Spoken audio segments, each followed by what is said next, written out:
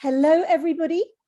Welcome back to Inside Story with Goldster. I'm really thrilled today to have our first YA author. And if you don't know what YA is, it means young adult. That doesn't mean she is a young adult. Otherwise, she had her children very, very, very young indeed. She writes for young adults and children. Her name is Caroline Busher, and she's joining us today from Ireland. So welcome, Caroline. It's absolutely lovely to have you here on Goldster. And it's so nice that you can join us from Ireland. Exactly. Thank you so much, Lucinda. I'm absolutely thrilled to be here today. It's an honor for me to be here talking to you.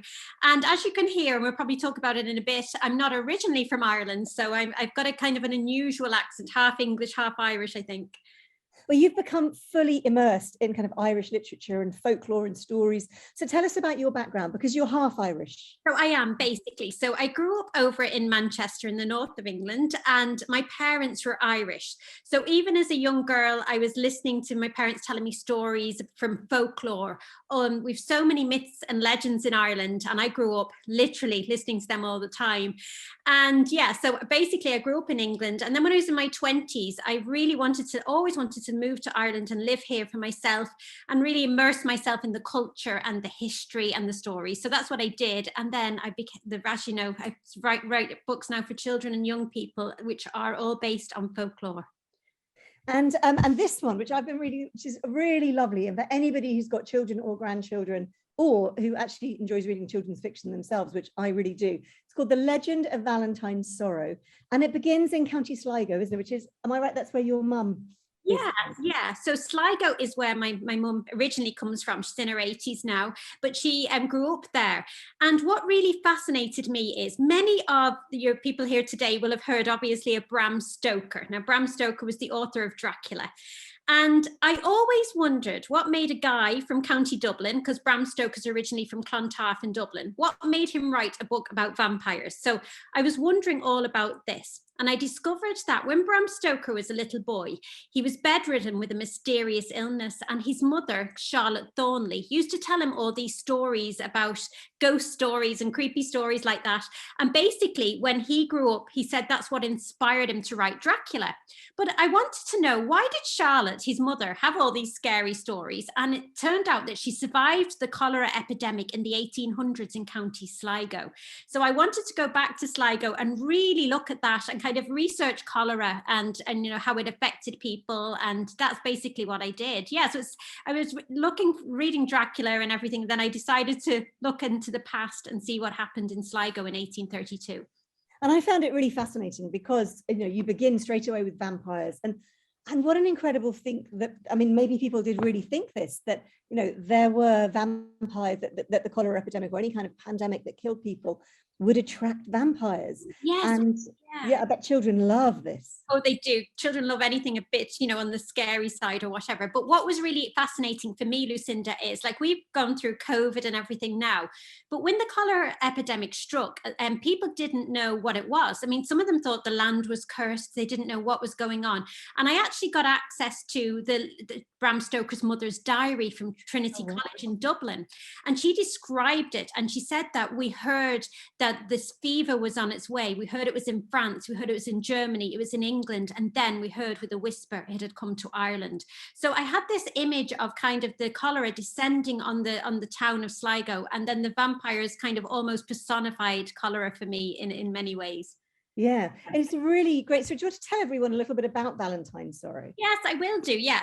So Valentine's Sorrow, it tells the tale of a young orphan called Valentine, and his mother dies during the cholera epidemic in County Sligo. And his sister at the time, Matilda, is actually in the fever hospital, and she can't get home to her brother. So when Matilda returns from the fever hospital, she discovers that her brother has gone missing, and he's been taken by a family of vampires back to their vampire's lair. And then Matilda goes on a quest to find her brother. And Valentine's Sorrow actually gets turned into a vampire himself. He ends up shipwrecked at the foot of an ancient lighthouse. There's lots of different, there's mermaids in it. I love anything to do with, as I said, folklore. So there's mermaids, there's all sorts of shenanigans going on in it. But basically, it's a story of survival and how one boy survived the cholera epidemic, you know, ultimately. And it shows your great love of Irish history and things in here. How much research did you do? I mean, was a lot of it from your imagination, or did you do a lot of historic research? And yeah, I had to do a lot of research into it because basically, like, my stories are very folklore driven, and folklore, I'm sure people know, but it's like the stories of people. It's their everyday lives, their beliefs, their superstitions, you know, the songs they use, they're interested in, the books they read. So I'm very interested in that. So really what I had to do is I went to we have in Dublin, in UCD, a folklore department. So they have great resources for anything to do with that. And also I studied an MA in creative writing, and an element of that was called the Archive of the Imagination, and it was all about folklore. So basically I have in my, you know, in my mind, I suppose, my memory banks, lots of stories and things like that. So when I go to write my book, I often have a lot of things that'll come into me that I'll just think, right, that would be perfect for this book. So I did a lot of research. I had to do a lot of research, like I say, into cholera and how it affected people's lives. But then I kind of allowed my imagination to take me on a journey. I spend a lot of time when I'm writing with my characters, so that when the story begins, I can just let them bring me wherever they want me to go. Yeah. Yeah. And I was really intrigued by the mermaid, because I've noticed that mermaids are suddenly everywhere, you know, like unicorns were a few years ago. Yeah. And I've recently been reading The Mermaid and Mrs. Hancock and the Mermaid. Oh, it's a brilliant book. Mermaid and Mrs. Hancock, which is really good. And but it just seems to be fascinating. And then recently I read an article about a woman who lives as a mermaid. I don't know if you've heard about this woman. Wow, I've not heard of that one. Mermaid outfit. So she goes to her job in accounts or whatever she's in, and then she goes and hangs out on a rock somewhere in her mermaid tail for the rest of her evening. And I just found it, and there was somebody who did an interview with her, and it was quite a kind, sweet interview actually. And she just said, well, I just love mermaids. I've always wanted to be one. And she's had this bespoke mermaid tail made that she wears over her legs.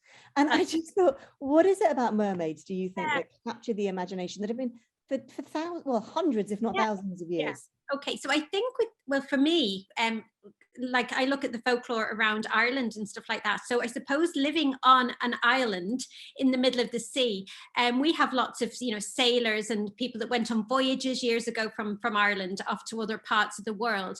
And of course, when you're stuck on a boat, the superstitions are, there's so many seafaring superstitions. And also mermaids really are a big feature of that. But one thing about the mermaid is they have a sinister element to them, because they lure the sailors to their death as well with their beautiful songs and things like that. So I wanted my mermaid to be, you know, like, she's a good mermaid in my book. But when I was doing my research into mermaids, I did find that there was a darker element to them. Now, you can capture a mermaid apparently if you take her. Mermaids have either a hat or a cloak, and if you can catch take their hat or their cloak and hide it from them, then and bring them to dry land, they cannot return to the sea unless they find their hat or their cloak, and then they can return. So it's things like this. But I suppose these are all the stories that people made up years ago to understand the world that they lived in. And on an island with the sea around us, people very much were, you know, they made their livings and their income by going out to fish. And if there was a crash, if one of the boats capsized or there was a shipwreck, they'd often say they heard these women sat on the rocks combing their hair and singing songs, and that's what lured the sailors to their death. And I guess it goes all the way back. We think of the Odyssey. Yeah. Odysseus being lived by the sirens. I suppose sirens were the early version of the mermaids. They didn't have fish tails, did they? But they would, yeah. I think it's really intriguing, the idea of these people who live in the sea, and I find it really fascinating. So you've written a lot for children and young adults, but are you thinking about writing for adults as well? Is that something that intrigues you? It's really interesting, actually, Lucinda, because when I first started to write, I wrote my first book, which is this one, The Ghosts of Magnificent Children, when I was doing my MA in UCD, which is University College Dublin. I went back a few years ago and did an MA. And for that whole year, I basically just wrote my first novel. But when I was first writing, believe it or not, I didn't really realize I was writing for children. So the characters in my book just happened to be young people. So I think that it's an interesting question, because I didn't automatically just set out to write for young people. It's just that's the way the characters were always young. However, recently I've been having ideas with characters that are actually a lot older. So they've got the stories I'm thinking of for adults would have a similar theme. They'd be kind of to do with superstitions and to do with ghosts and all that kind of stuff, but they'd be more adult based, and they would be historical fiction. So I suppose what I'm trying to say is that the process of writing the books is exactly the same. It just depends on the characters that draw me in. And I have a few stories that with adults that are drawing me in at the moment. But yeah, it's a very interesting question, actually.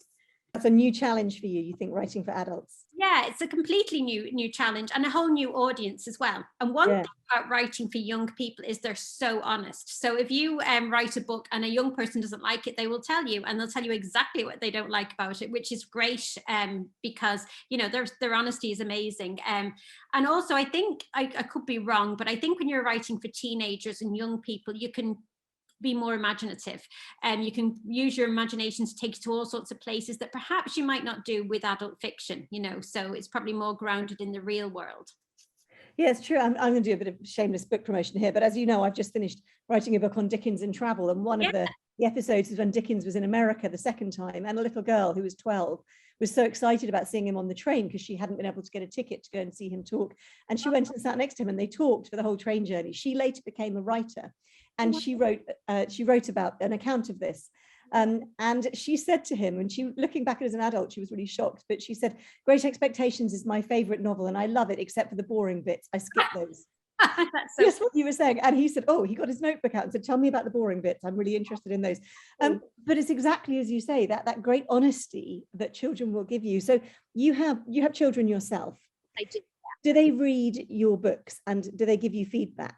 Yeah, they do. They do read my books. And I think I mentioned to you before, Lucinda, but actually my children had to study my books in school for their exams, which is very, very funny, because it means then that they have to read my books, study them, remember quotes, and basically they can't escape from me and my stories. But no, they're good, because they will give you feedback. They'll say, you've got a lot of description there, and maybe you could have a little bit more dialogue, and I like this bit, maybe this bit's a bit, like you say, boring or whatever. So it is great to get the feedback. Yeah, definitely. Yeah, brilliant. And you said they study your books at school, so you go in, before we get on to your other books, which we are going to talk about, you go into schools. Tell us what that's like and what it involves. And yeah, we have an organisation in Ireland called Poetry Ireland, and it's actually Poetry Day here at the moment. I don't know, I think it's just in Ireland, but we have the day called Poetry Day. But Poetry Ireland facilitates a scheme where writers can go into schools and talk to children and young people about writing, facilitate creative writing workshops, and basically inspire them. When I was a young girl, I didn't actually get to meet an author, a real life author. I loved Roald Dahl, was one of my favorites, but I never actually got to meet anybody like that. So I want children and young people to see that it is something they can do if they want to write when they're older. It is an actual job you can do. Or, children that I'm really interested in working with, young people, or adults as well, who have dyslexia. Lots of people have dyslexia undiagnosed. They don't realize they have it, but they're so imaginative in general. Anyone I've met with dyslexia are really imaginative. So I always say to people, never let that put you off writing. So I suppose going into schools gives me a way to sort of encourage people and to overcome any obstacles that they have. Because most people are storytellers, and often I see kids in schools, and the kids at the playground that have the great stories, they might find it really hard to write. Their grammar mightn't be brilliant, or their spellings, but they've got brilliant stories. They're storytellers, and that is ultimately what it's all about. Yeah, brilliant. That's so good. I go into schools sometimes and I really, really love it. It's wonderful to see how their imagination just starts to take hold. And as you say, realizing that there are other jobs out there. Yeah. And such a wealth of other jobs. I mean, careers advice at schools is, traditionally never been very good. I remember over the Olympics taking my godson, who was very little, to an Olympic London display, and there was a display of Lego of landmarks around London, and the chap who was there, who built it, when my godson talked to me, he said, "Oh, I'm a Lego artist." And my godson looked at me, his eyes were huge. He said, "Oh, you can do that as a job." And that, he's not a Lego artist now, he's a bit older, but to discover that there are these other things out there. And I think it's so important with writers going into schools, often they've got science backgrounds or whatever, to show children there are all these different things that you can do. So it's a really inspirational thing. So I'm sure that you going in is inspiring children to think, Good. And I yeah, can, history isn't wasted either. History is interesting.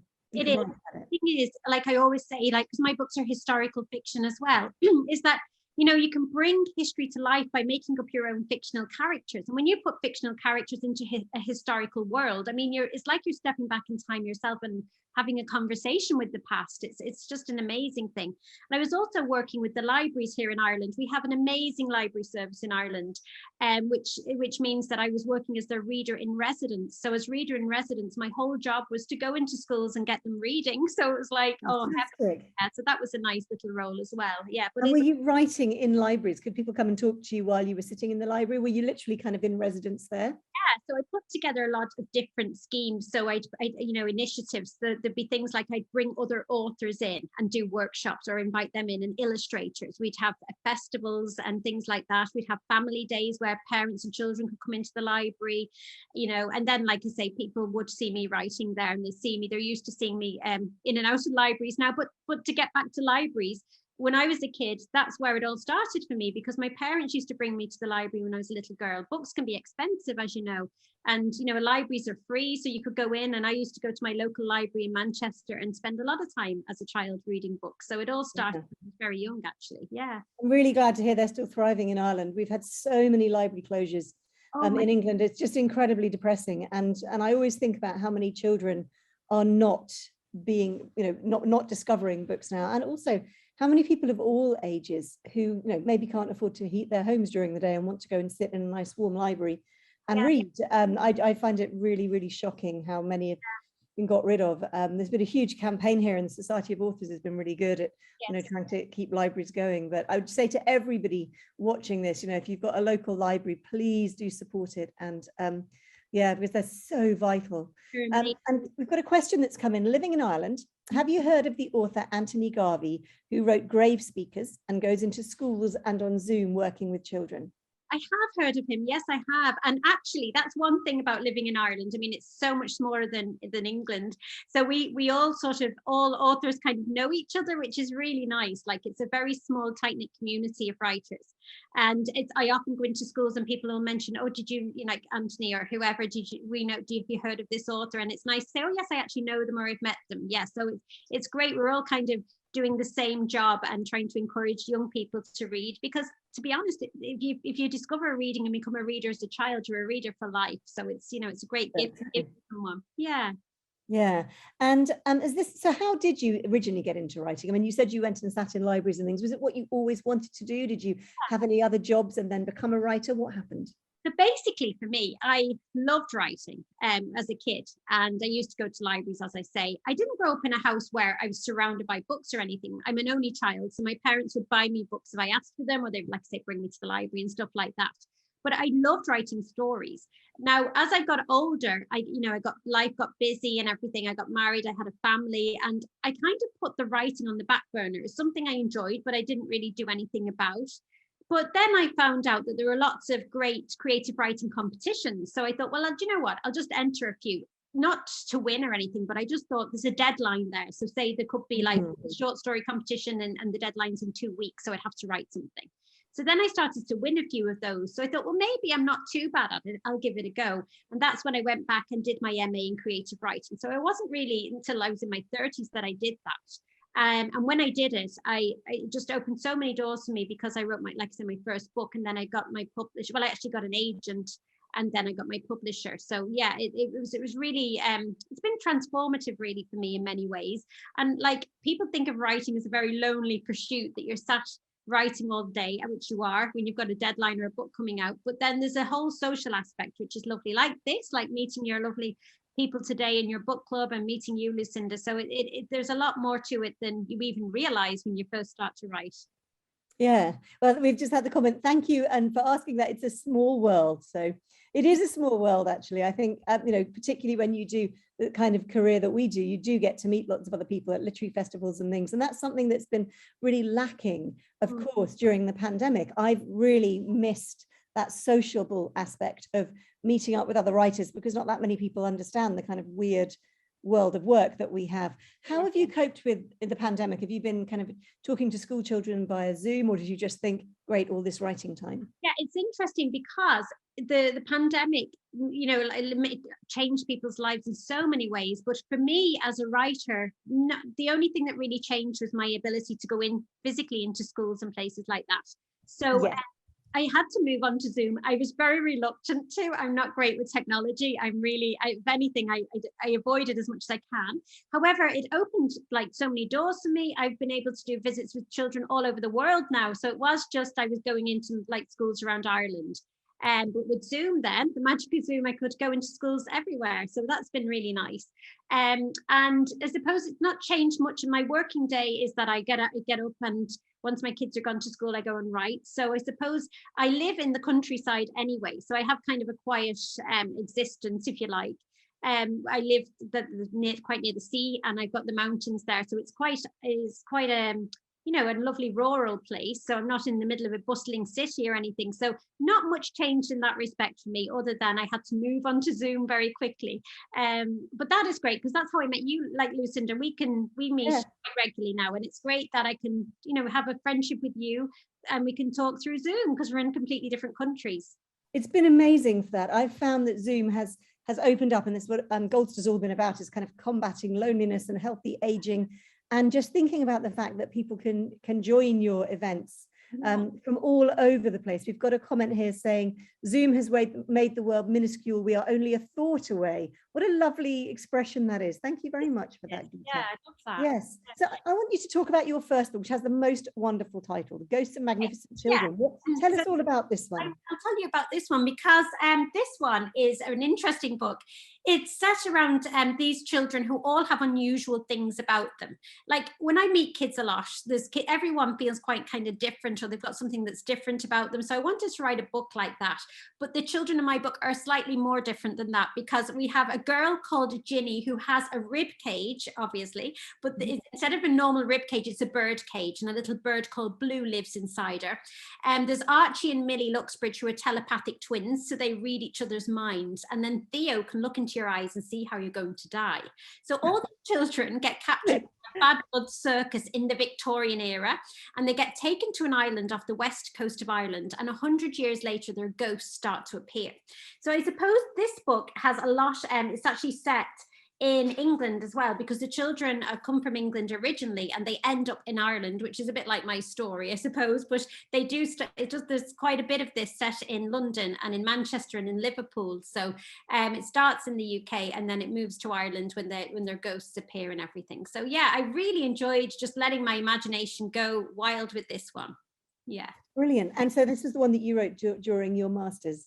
That's the one I wrote during my master's, and I had really good teachers or lecturers that were helping me, so they would read over it, and then obviously people in my class would say what they liked and didn't like and everything, so that really helped me. And what amazes me, I mean, obviously Lucinda is a writer, but a lot of people might not realize is that when you write a first draft of a book, that's literally getting your ideas down, and then you might have to edit the book 7 or 8 times before it ever appears on a shelf in a library or a bookstore or anything like that. So a lot of work go into it. Yeah, a lot of work goes into it, but I always say just allow your imagination to take you on wherever it goes, and then you can always edit it back. Yeah, good. And where did you get that lovely title from? Yeah, you know what I do? I always wait until I finish, generally wait till I finish my children's books before I give them a title. I always feel like you don't really know what to call it until you've seen the whole thing finished. So I think that's very true.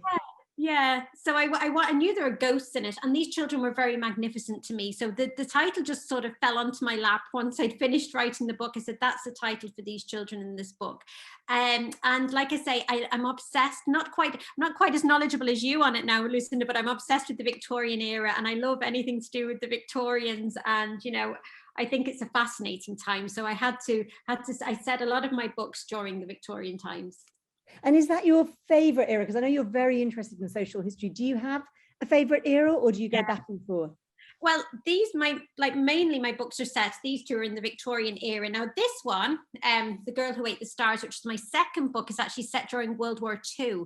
So I find it very interesting in World War II, how people survived World War II and how they lived their lives, had to carry on with their lives. So I'm interested in that kind of social history. So World War II does interest me as well. But I think the Victorian era and specifically the interesting, the way they were learning about science and questioning life and death and all these huge questions. And then we had the Industrial Revolution and all these huge things happening at that time. So that really does interest me as a writer.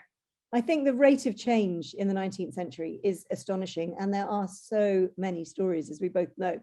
And I'm sure many of the listeners are, got also kind of ideas about it, because it's such a fascinating time.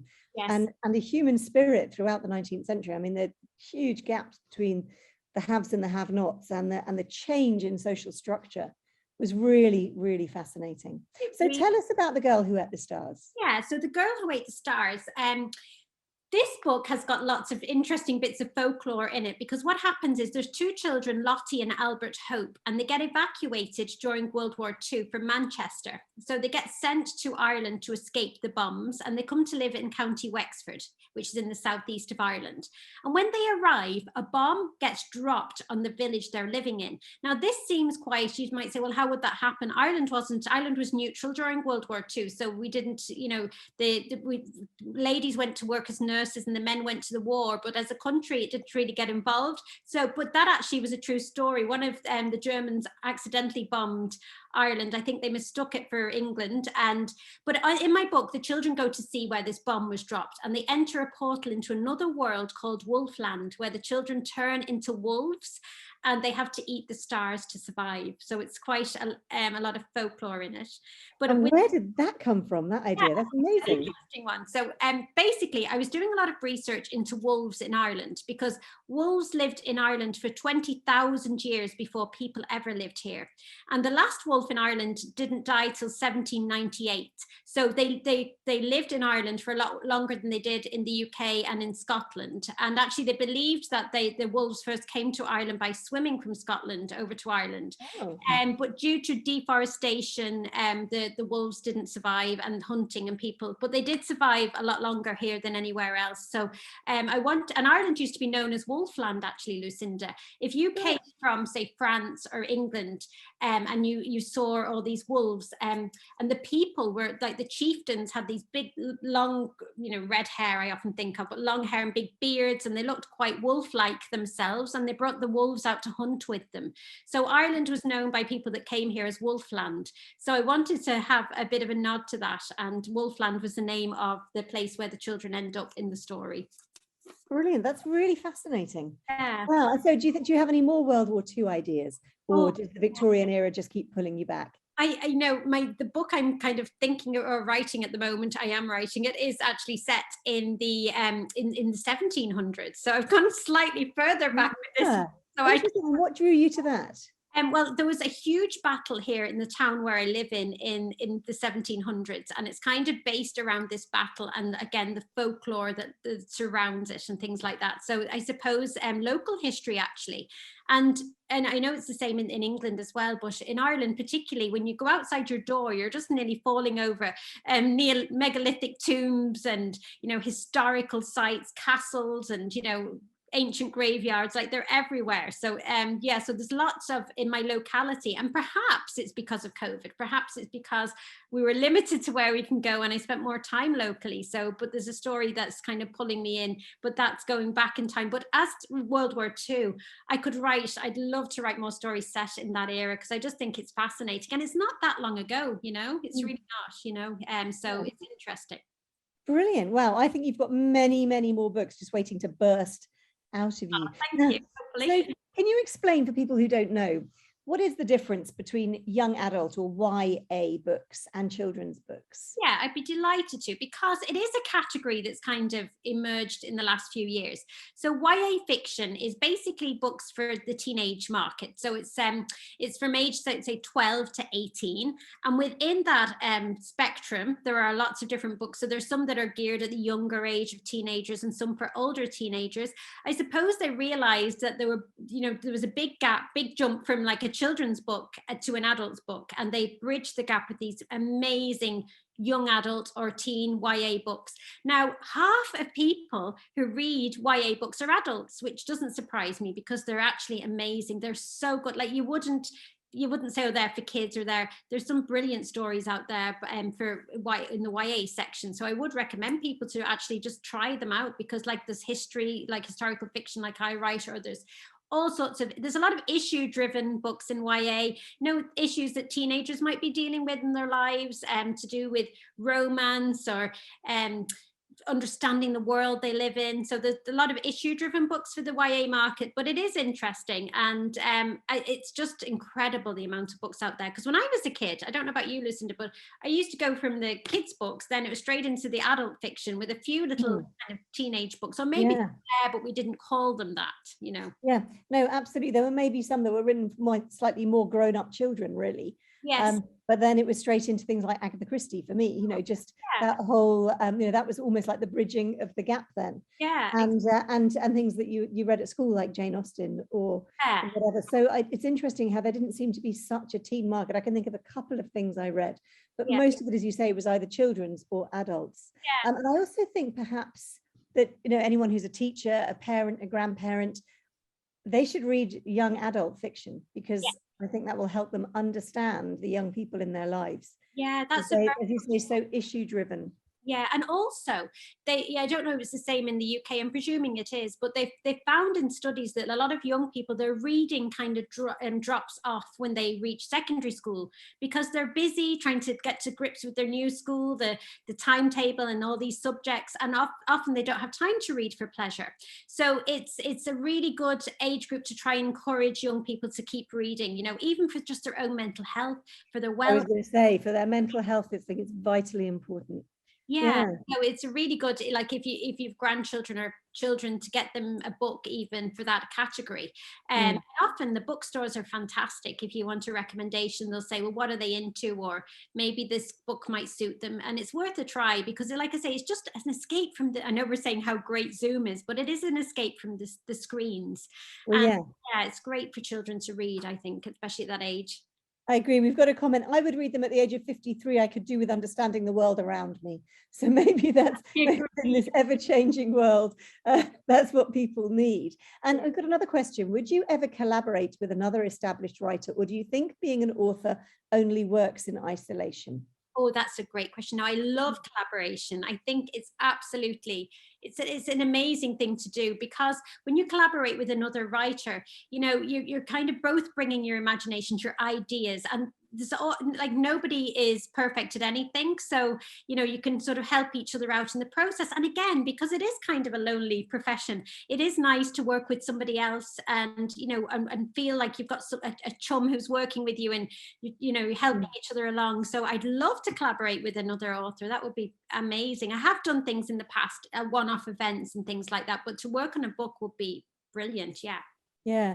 I think it also depends on what you're writing, doesn't it? Sometimes you could only do it by yourself, and other times it would be a great thing to collaborate. So yes.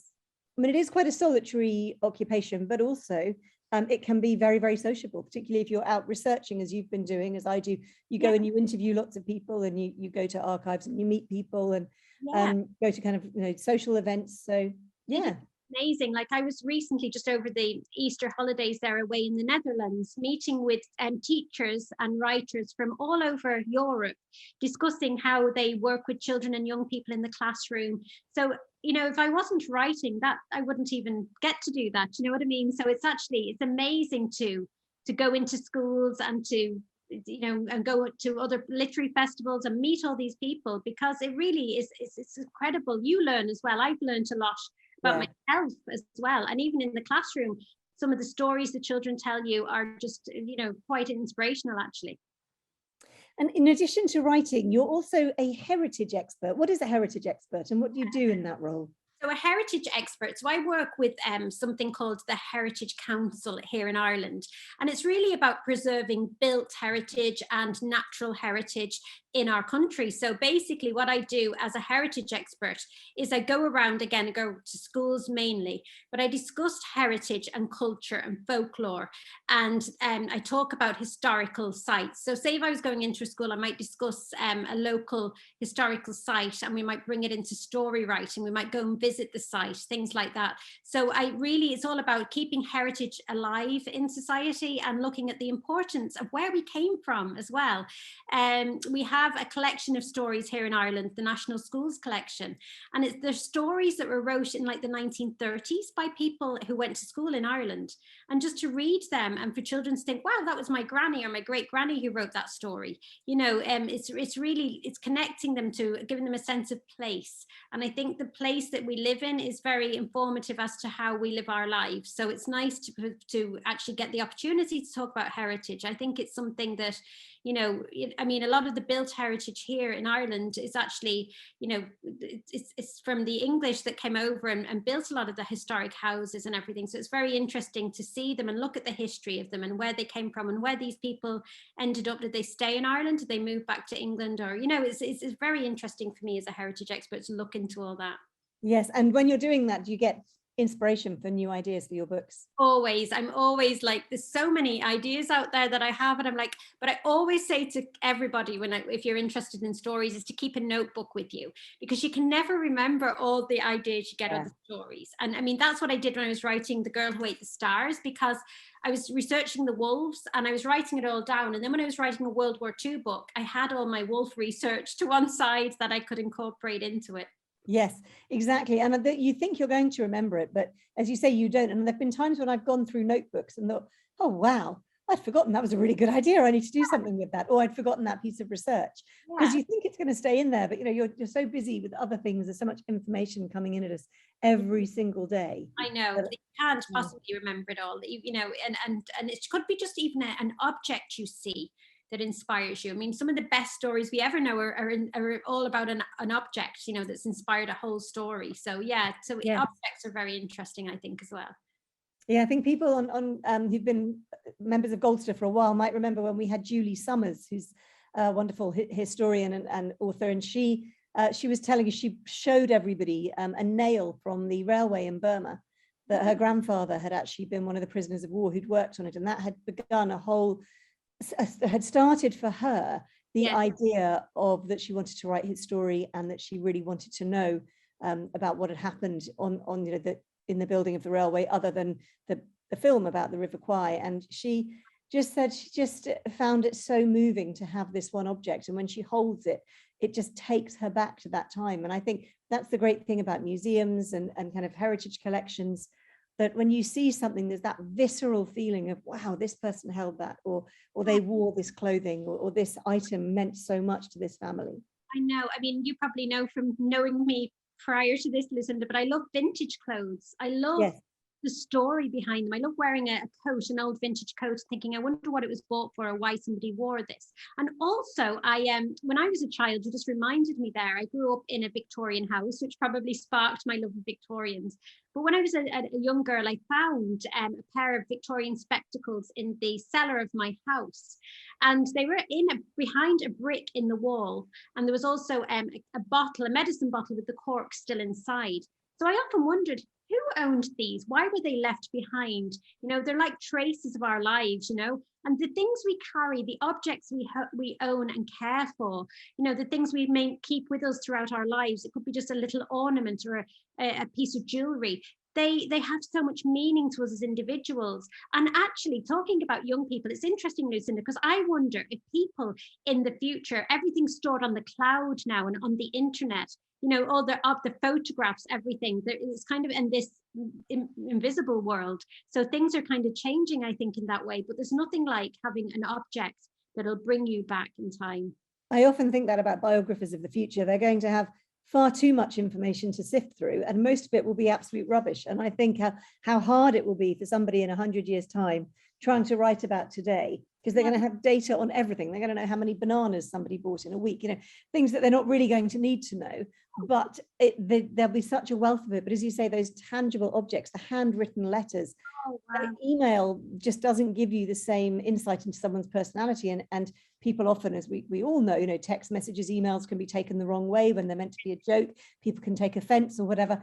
Whereas in a handwritten letter, it seems to be so much easier to get an idea with the handwriting and everything. So I think being a historian at the moment is possibly easier than it will be in the future.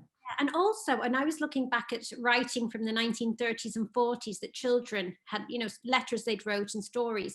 The handwriting was amazing. And it's always interesting to show children today, look at this handwriting. Yeah. And also the children, a lot of kids today don't know how to write a letter. I'm always surprised that they don't know how to kind of put the address and the date, the little simple things.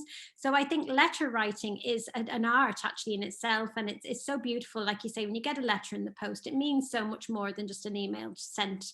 It really does. Every new year I make a resolution that I'm going to write letters again this year, more letters, and I'm lucky if I write a couple with it's the end of the year, because emails are just so much easier. But there is a campaign apparently to start letter writing again. But I don't know, other people may have found the same. It's almost impossible to buy writing paper. I know. I just went to Italy and I bought writing paper because I was so excited about having found some, because it's really, really difficult to find beautiful writing paper here. Maybe because there just isn't the need for it. We've got a comment here. Handwriting was so beautiful, I presume, in the past, and the illustrations. Yes, and I agree. You look at Victorians, so many of them just learned to draw in a way that I was never taught in that way. I'm rubbish at drawing, but how many letters would also include kind of pictures that they would sketch to send back? And that's that's a brilliant point about the illustration, because it just made me think.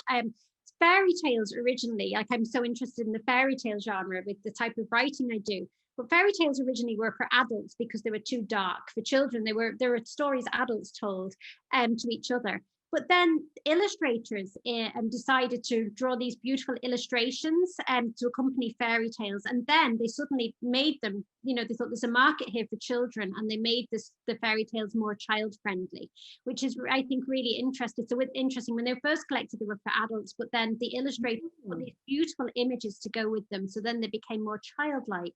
So I think, and a lot of people are visual storytellers as well. I often see that in the classroom. Kids might say, I'm not really into writing, but I love to draw a picture. So visual storytelling is huge and very important. And actually, fairy tales had to be made nicer, didn't they, for children? Because they were very scary before. Yeah, they were definitely not super. The original, like Hans Christian Andersen collection of, not Hans Christian Andersen, sorry, the Brothers Grimm. Yes. Fairy tales, they were too dark for children, so they weren't ever meant for children's, or as an audience. But then I suppose the publishing industry decided, well, look, we can make them more child friendly, and that's exactly what they did. But also, I was talking about the illustrations there. There's a thing now which people might be interested in called silent picture books, which are picture books for younger, like for, up to age 6. But instead of having any words in, they're just pictures, and the children can just look at the pictures and make use their own imaginations to put the words to them. And I suppose their parents can make up a different story each time. Yeah, so that's an interesting concept. So great idea. Yeah. They're not very good for authors. They're not very good for us writers out there, though. They're great for kind of letting children use their own imaginations. Yeah. So we've got a question here referring back to mermaids. Have either of us read, which I haven't, The Mermaid of Black Conch by Monique Roffey? That is on my actually list of books to read. Is it very good? I'm sure it is. I've heard so many things about it, so I'm really that is one of my mermaid books. I have the book, but I've not read it, so I'm looking forward to it. Yeah. Thank you very much for that recommendation, Anne. I'm going to look that up. Maybe that's something we need to look at for Goldster. I'm going to give you Caroline's website so that you can have a quick look. Everybody, we're going to come back in a little while, Caroline. I'm just going to tell people what's coming up on the book club, and then we're going to talk about your TV work as well. So just to tell everybody that what we've got coming up on the book club. So tomorrow you have Book of the Month, and you're with Humphrey tomorrow, and that is Candide by Voltaire. And I hope you've been enjoying reading it. And if you haven't, you can turn up anyway, because you can just talk to Humphrey about what's been going on in the book club, and he can talk to you about Voltaire. And then next week, I am interviewing on Thursday Henrietta Heald, who is the author of a new book called Magnificent Women and Their Revolutionary Machines. It's all about Society of Women, the Women's Engineering Society, rather. She also wrote a biography of a man called William Armstrong, who was an incredible Victorian inventor. She finds these really fascinating stories and says she can't believe they haven't ever been told before. She's a really good writer and she's a great speaker. And then on Friday, we're back in Ireland, actually. Humphrey is talking to Darina Allen, Ireland's best-known cook and author, who's presented 9 series of her cookery program, Simply Delicious, on Irish television. And she's going to be talking to you about her cookery and her work. And coming up on PPG, which, as you know, is our kind of sister program on Tuesdays. And coming up next week on the 3rd of May, Rosie Stancer will be interviewing Anne Daniels, another polar explorer. And then the following week, I will be interviewing Sarah Hope, who's the founder of a charity called Elizabeth's Legacy of Hope, which helps provide prosthetics for child amputees around the world. She's also helped set up a new helpline for anybody who has been injured or very badly affected by accidents on the Transport for London network. So she's a really amazing charity campaigner and founder. So to come back to you, Caroline, you also are a reviewer on Irish TV. Tell us about that. So we have in Ireland a programme, it's called Island AM, it's known as, and it's kind of our breakfast show. So, you know, the way the breakfast TV show here. And so I go on quite regularly enough to review books for children and young people, which is really nice because it's lovely, and you know, to get on the TV and, you know, to kind of get a bigger audience for my work. But it's just nice to think that, you know, you're reaching more people and letting them know about books in general. I love it. And actually, you think it's really glamorous going on TV, but you kind of forget that you're on it after a while because the presenters are so lovely and you're just chatting away about books like we are now, and you kind of it just seems like a normal, you know, it's nice to do. But yeah, I love it. And do you get to read books that you've chosen yourself, or do they give you books so you're reading completely different things? So they're really, really good. They let me have free reign with it. So I generally pick books from, like, you know, picture books for very young readers up to the teenage age group as well. And then I'll read them and I'll give a little review of them or to tell people what they're like. You know, sometimes it's theme based, Lucinda. So it could be like the best books out for Christmas, or, you know, things like that, or Halloween reads, spooky reads for Halloween, things like that. So that I might pin it around a theme, and then I can pick whatever books I want, which is lovely. And it's nice to see books on the TV, actually. Really nice. We need more of that, I think. Yeah, I think it's great. And I know you have the book show. I think it's on BBC, but that's a really good show. But it's amazing to see books giving, you know, getting people getting airtime really on TV. And do you have your own TikTok account and things? Do you do all that kind of stuff, your own videos? No, I haven't ventured into the world. I'm very good at the technology. I'm just about to grips with Instagram and everything. Like I say, I think I was born completely in the wrong era, Lucinda. I can't get to grips with technology, but I probably will eventually move into that, because I was reluctant. I'm always reluctant at the start, and then I end up going for it. But I know there are a lot of things called book talkers now who are on TikTok, and they're reviewing books. And I've heard my kids who are teenagers have said, "Oh, your book was on some book talk thing or something." So that's another thing. So it's nice to see young people actually engaging with social media and reviewing books themselves. Yeah. Yeah, I haven't done TikTok, but there was a very funny story recently that really made me laugh. The Charles Dickens Museum was on TikTok, but nobody was allowed to search for the Dickens Museum because the owners of TikTok in China had decided that the word Dickens was rude. And so, because of the first syllable. So there was absolutely no way of searching for the Charles Dickens Museum. And they had to do a big campaign. And finally, the word Dickens is allowed to be searched for on TikTok, and people can find the museum. So they'd set up this account, they were doing all this great content and saying, nobody's finding us and we don't know why. And then they tried searching, but they were banned. So that's my only TikTok story I can share with you, I'm afraid. But the newspapers loved that when it came out, and it did really make me laugh when they told me. But I know people sing and dance and everything on it. It's amazing.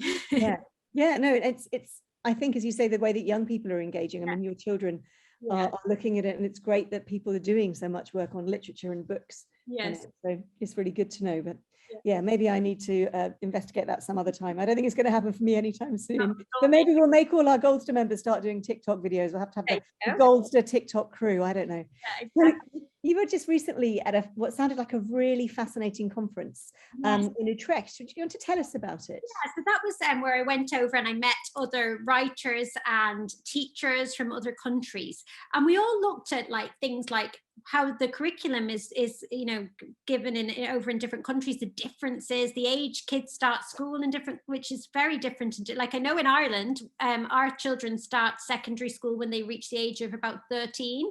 So it's a bit later than in the UK. So we're looking at things like that and how the arts are perceived in school. Do they get much funding? How do they teach the arts in school?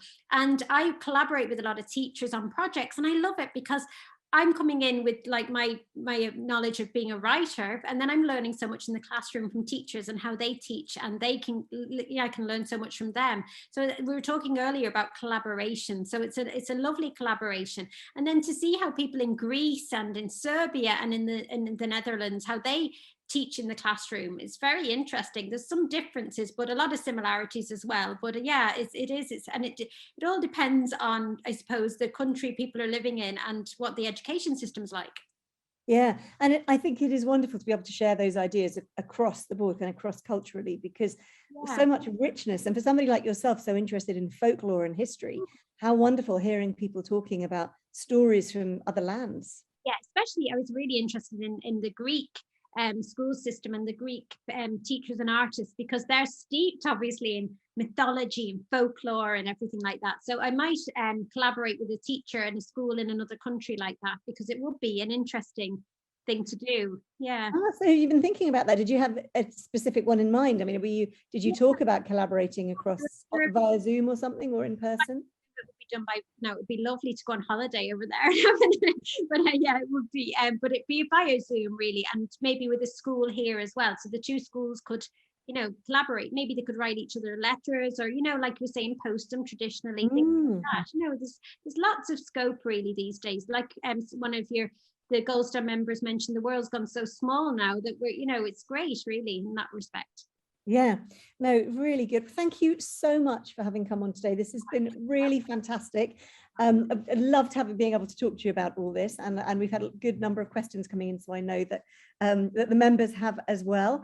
And just to say to everybody on Goldster that of course we have lots and lots of authors coming up on Inside Story, so do tell your friends and get more people involved. As you know, you've got Book of the Month with Humphrey tomorrow to read Voltaire, and then at the last Friday of the month is always our Book of the Month. So after you finish reading Voltaire with Humphrey, for next month, please read Miss Pettigrew Lives for a Day, which is the most wonderful book. It was written by a woman called Wilfred Watson in the 1930s. It's joyous, and someone's put excellent. I don't know if that refers to Miss Pettigrew or this talk, but thank you. Miss Pettigrew Lives for a Day is just a joy to read. It's one of those books that you start reading and you want to just get into that world. It's such a lovely world. And those of you who were here a few weeks ago when I interviewed Nicola Bowman from Persephone Books, you'll remember her talking about it, because it was Persephone Books' biggest triumph. There is a great film as well, starring Frances McDormand and Kieran Hines, which is a little bit different from the book, but pretty similar.